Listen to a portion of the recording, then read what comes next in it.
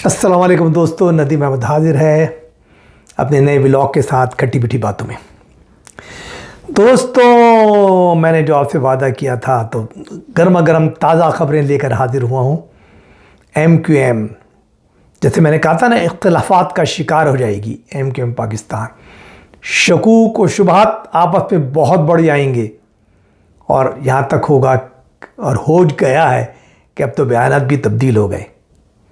और जनाब बोले तो जनाब गवर्नर टेसूरी भी बोले। क्या बोले ये बताएंगे हम आपको डिटेल में, और क्यों बोले और जो उन्होंने बोला है उसके पीछे कहानी क्या है। जी हाँ, कहानी। और उसके बाद MQM के बाद जो बात आती है वो आती IMF को लिख दिया जनाब ख़त इमरान खान साहब ने। चलिए उस पर भी कुछ बात करेंगे।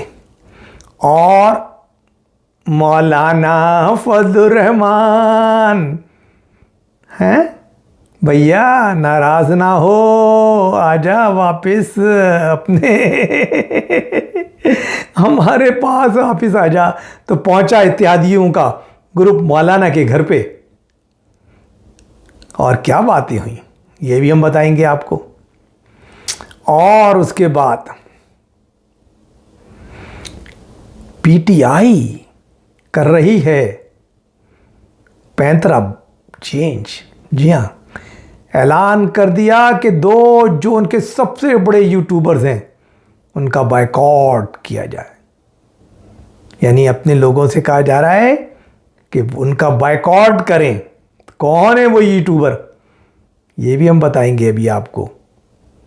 तो इंशाल्लाह और भी खबरें हैं बहुत सारी कि स्पीकर अयाज सादिक हो गए, और मेन चीज़ों में इतना ज़्यादा नहीं जाता कि ये तो रूटीन के वर्क है यार।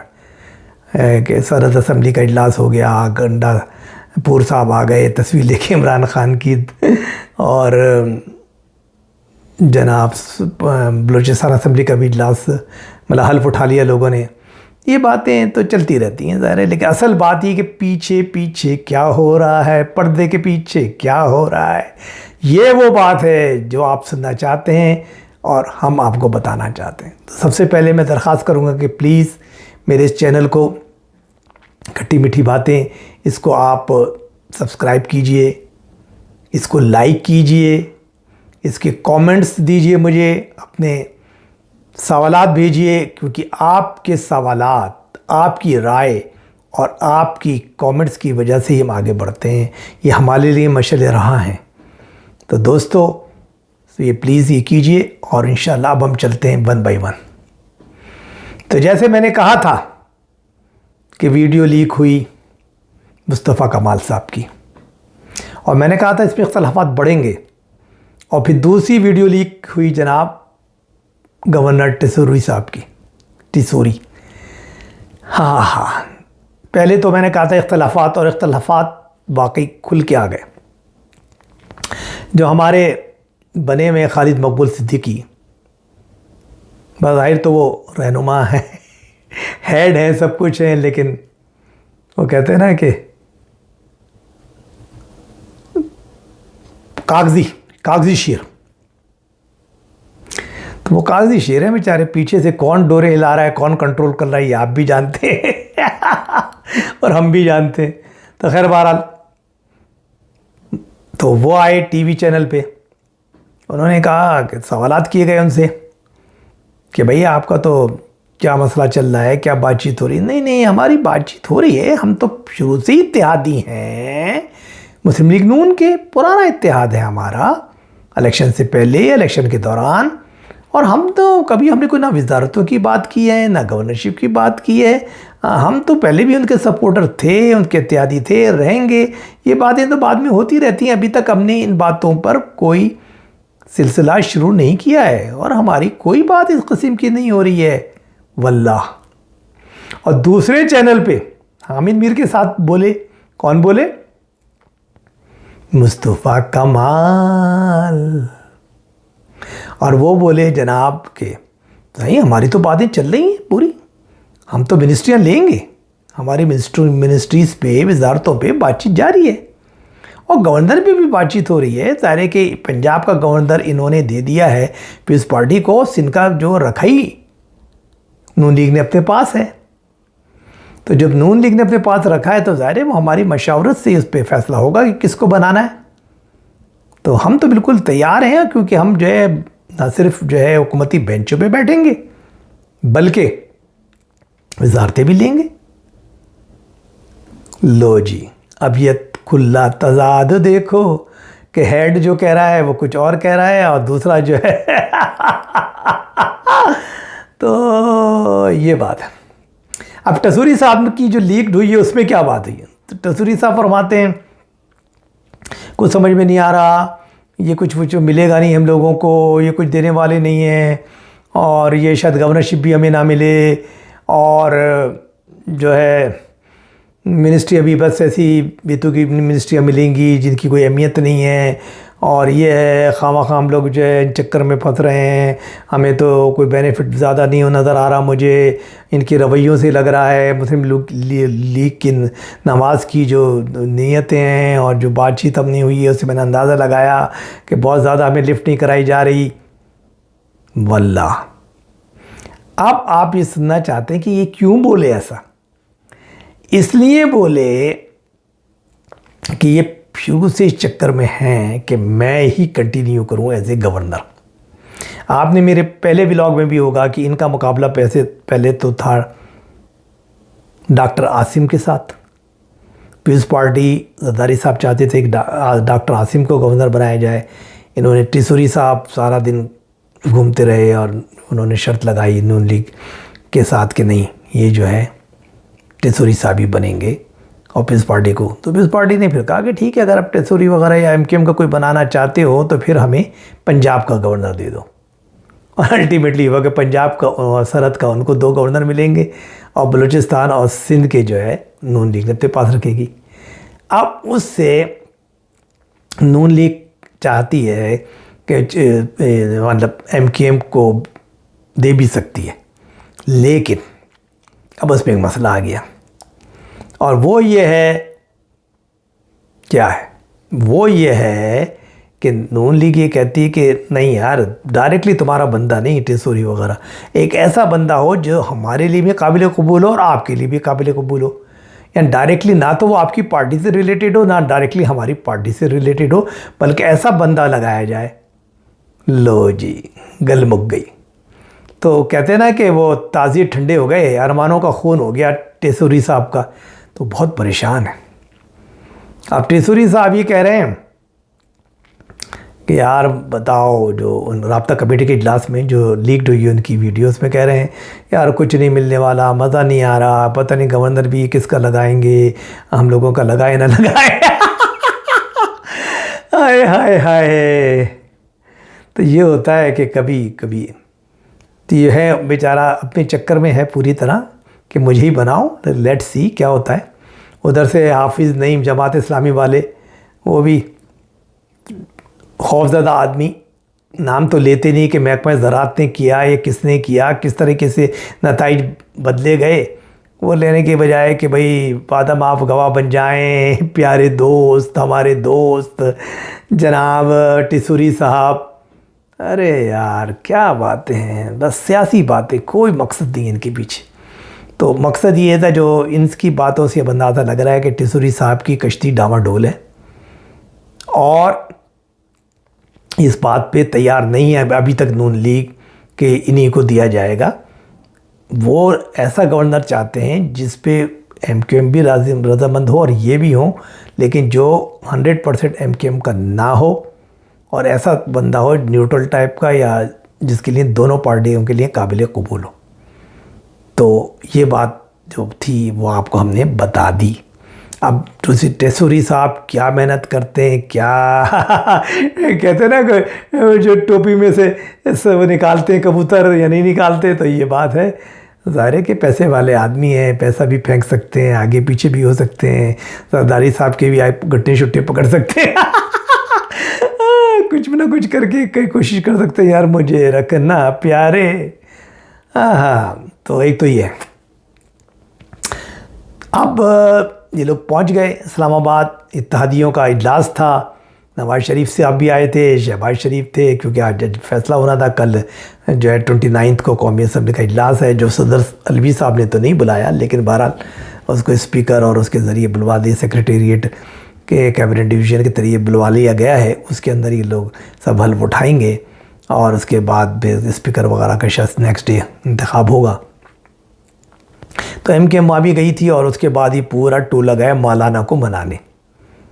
वो कहते थे ना एक ज़माने में 1970 के इलेक्शन जब हो रहे थे और जमात इस्लामी वगैरह इलेक्शन में हिस्सा ले रही थी, तो उस ज़माने में गाना बड़ा मशहूर था, आए इंतखाबात के ज़माने, अरे आवाम नहीं माने, तू छुट्टी लेके आ जा ओ मौलाना, तू छुट्टी लेके आ जा ओ मौलाना।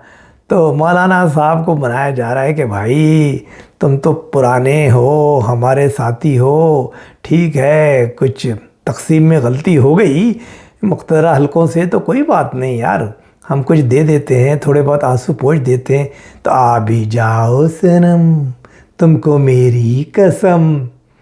तो अब कसम में और वादे हो रहे हैं प्यारे, नतीजा क्या निकलता है। बहरहाल पहले तो कहा था बाइकआउट करूँगा, अब हलफ बर्दारी के लिए तैयार हो गए हैं कि मैं हल्फ तो उठाने आ जाऊँगा। तो कहते हैं कि शर्मा गए, लुजा गए, दामन छुड़ा गए, ए इश्क मरहबा वो यहाँ तक तो आ गए। तो बात यही है। अब आते हैं, थोड़ी सी और बातें हो जाएं, वो है IMF। तो IMF को IMF इंटरनेशनल मॉनेटरी फंड को ख़त लिख दिया हमारे कप्तान साहब ने कि भाई 30% इलेक्शन में धांधली हुई है, उस पर ऑडिट कराया जाए, उन सीटों का ये किया जाए, और उसके बाद जो है सही तरीके से मुनसिफाना तौर पे वो जिसका भी हक़ है उसको सीटें दी जाएं। तब तो आप अपनी इमदाद को मशरूत कर दें इस चीज़ के साथ। अब ये बातें जो है ना, वो कहते हैं कि समझ नहीं आती। खान साहब को असल में इनकी जो सपोर्ट है ना खान साहब की, वो है ओवरसीज़ पाकिस्तानीज़ में, और बड़े बड़े लोग जो हैं वो अमेरिका में और यहाँ जो उनकी लॉबिंग कर रहे हैं, लॉबिंग फर्म हायर की हुई हैं लोगों ने बड़ी बड़ी। और ये तो वो ये कहते हैं कि भाई ज़ाहिर है कि आप बोलोगे तो ज़ाहिर है हम भी बोलेंगे तुम्हारी वजह से, अगर तुम ही कुछ नहीं बोलोगे तो हम क्या करेंगे, हैं हम बोलेंगे कि हम बोलेंगे, तुम बोलोगे तो हम बोलोगे। तो ये बोलने की बात हो रही कि कौन बोलता है। तो वो बात है कि कुछ करें तो अब ज़ाहिर इनको करना पड़ता है, ताकि वो कहते हैं कि फिर हम सेनेटर से मिलेंगे, इनसे मिलेंगे, प्रेशर डलवाएंगे, देखो ख़त आ गया है, जुल्म हुआ है, ज़्यादती हुई है, धांधली हुई है, धांधला हुआ है, तो उसमें हो सकता है कि कुछ आंसू पूछ जाएँ। अब देखिए, लेकिन इससे होता क्या है, इससे क्या होता है कि यार घर के मसाइल घर में हल कर लो। वो कहते हैं ना, फराज का शेर है कि बयां हर एक से दिल की हालतें करनी, फराज ना आई तुमको मोहब्बतें करनी। तो मेरे भाई क्या होता है, बाहर जाके आप करोगे 2-4 दिन के लिए रोक भी लेते हैं, फिर ये लोग जाके पैर पकड़ेंगे, फिर ज़ाहिर असल तो अमरीका है। यानी वो कहते हैं ना कि जिनकी जान तोते में है भैया, ये तोते को जाके पकड़ेंगे कि भैया करो, तोता कहेगा चलो यार दे दो इनको भी, अपनी हमारे साथ चल रहा है बंदा, हमारी हुकूमत भी जो है सही है, जो हमारे साथ बहुत कोऑपरेटिव है, तो अल्टीमेटली उनको तो मिल जाएगी। लेकिन फिर आपको ये क्या होगा कि जो एक होता है ना नेगोशिएशंस स्किल्स, कि आपको आवाम का मैंडेट मिला, सपोर्ट मिली, अब उसको आप इस्तेमाल करके मुक़्तदरा हलकों से बातचीत करो, दरवाजे खोलो, थोड़े अपने मौक़िफ़ को कमज़ोर, मतलब कमज़ोर का मतलब ये होता है कि थोड़ा नरम करो, कहते हैं ना, और थोड़ा 2 स्टेप पीछे जाओ ताकि वो भी 2 स्टेप पीछे जाए। तो इसी तरह negotiation, everything table talk, table talk, table talk. और मैं बार बार कहता हूँ कि आप इंतखाबी पार्टी हैं, इनकलाबी पार्टी नहीं है भाई, ठीक है ना। तो आप जो इंतखाब में तो पर्ची तो लोग डाल सकते हैं, लेकिन हम इनकलाब की बात करेंगे तो फिर बर्ची वाले लोग नहीं हैं जो पर्चियाँ मारें और अपने दुश्मन को ख़त्म कर दें। देखिए क्या होता है, लेकिन इससे सियासी तौर पे नुकसान ही होगा, उनके अपने चाहने वालों में नहीं, लेकिन न्यूट्रल जो कहते हैं ना स्विंग वोट, उसमें और फिर इसको इस्तेमाल करेंगे मुक़्तदरा के हल्की और गवर्नमेंट और सब लोग आपके ख़िलाफ़ प्रोपेगेंडा बना के। तो ये और एक और दिलचस्प खबर कि हुआ ये कि जनाब इमरान साहब की सिंपैथी की जो लहर उठी तो उससे लाखों लोगों ने भी गेम खेलना शुरू कर दिया। इमरान की हिमायत में बड़े बड़े यूट्यूबर पैदा हो गए और उसकी वजह से उनके चाहने वाले उनके मेंबर मतलब कि फॉलोअर्स बनते चले गए और वो सब कुछ उन्होंने कर लिया। तो लाखों को मिलियंस के लोग उनके फॉलोअर हो गए वो हो गए। अब वो चीज़ें इनके हाथ से कंट्रोल से निकल गई पीटीआई की। अब बहुत सी जगह पे जब वो उनको कंट्रोल करते हैं कि भाई हमारी पॉलिसी ये है तो वो उसके ख़िलाफ़ जाते हैं। ख़ास तौर से 2 यूट्यूबर जो कि रिटायर्ड फ़ौजी हैं, एक मेहदी साहब एक राजा साहब। मेहदी साहब शायद कनाडा में होते हैं और राजा साहब यूके वगैरह में। तो ये दोनों ने जो है ना मिल के जनाब अपने यूट्यूब पे जो है वो फ़ौज के ख़िलाफ़ और बहुत ही ज़्यादा बुरी बातें और अनशंट ख़बरें लगाना शुरू कर दी और ज़ातियात पर अटैक शुरू कर दिए। तो नतीजा क्या हुआ कि अब जब ये बार्गेन करना भी चाहते हैं, जब तो इनको अच्छा लगा जब ये मुकाबला कर रहे थे, फाइट कर रहे थे इमरान साहब, लेकिन जब ये जेल में आ गए, बाहर निकलना चाहते हैं, बात करना चाहते हैं, हाथ बढ़ाना चाहते हैं, तो ये चाहते हैं कि ठीक है थोड़ा सा जो बातें लिखी जाएं मुसल्लह अफवाज के ख़िलाफ़ और उनके ख़िलाफ़ ऐसी ना लिखी जाएं, थोड़ा सा अपने आप को कंट्रोल किया जाए। बहुत सारी बातें जो हैं वो ऐसी ना करी जाएं जो गलत सलत अनशंट बातें, और ज़ातियात पे अटैक ना किया जाए। मतलब ये कि तो इन्होंने इशारा दिया कि भाई आप लोग ये काम ना करें, ठीक है, आप लोग थोड़ा सा फ़िलहाल जो है मुक़्तदरा के जो भी कैरेक्टर्स हैं उसमें अफवाज के भी मुसल्लह अफवाज के कुछ होंगे अहदेदारान वगैरह या कुछ या जुडिशरी या फला, लेकिन फ़ौज से ज़्यादा उनका होता है कि उनके ख़िलाफ़ आपको ऐसी वैसी बातें ना लिखें ना करें, क्योंकि इससे हमें यहाँ पे नेगोशिएशन में बहुत मुश्किल पेश आ रही। लेकिन वो नहीं माने दोनों, क्योंकि उनका तो वही था कि लगा के रोज़ाना चाशनी में डिबो के डाल रहे हैं चीज़ें अपने उसमें, और फॉलोवर जो है उनके पीछे मिलियंस ऑफ फॉलोवर्स लगे हुए हैं इमरान खान के हामी जो हैं उनको देख रहे हैं, सुन रहे हैं यार, उसको आगे फैला भी रहे हैं उस चीज़ को। तो अब बाकायदा शेर अफजल मरवत साहब ने कल प्रेस कॉन्फ्रेंस की और कहा कि मैं दोनों से कहता हूं कि ये बिल्कुल रुक जाएं मुसल्लह अफवाज के ख़िलाफ़, और ये हमारी जो है अस्करी क़ुव्वत है, हमारे मुल्क के दिफा के लिए बहुत बड़ी क़ुव्वत है, इनके ख़िलाफ़ वो उल्टा सीधा नेगेटिव प्रोपेगेंडा ना करें।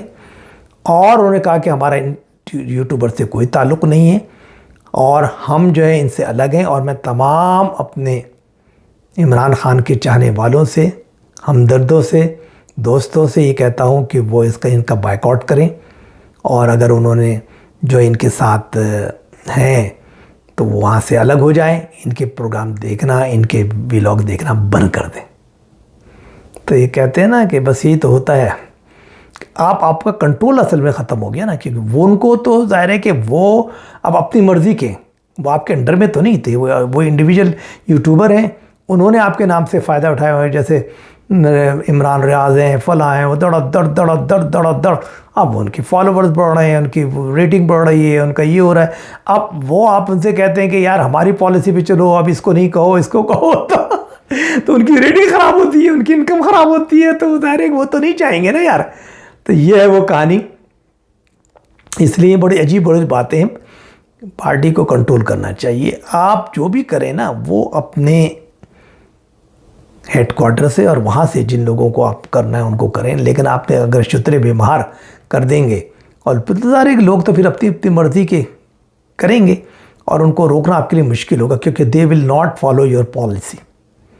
अब आप कह सकते हैं कि आपके वो स्पोक्समैन नहीं है, ये नहीं है, वो तो सही है, पहले भी नहीं थे ज़ाहिर, वो आपके एम्प्लॉय नहीं है, आपके पार्टी के हमदर्द ज़रूर है, मेंबर तो नहीं है, लेकिन प्रॉब्लम ये आती है कि फिर आप अपने फॉलोवर्स को कैसे समझाएंगे। फॉलोवर्स भी तो आपके कंट्रोल में तो नहीं है ना, फॉलोवर्स की मर्ज़ी है, उसको ये पसंद आता है, उसका ये समझ में आता है तो वहाँ जाता है।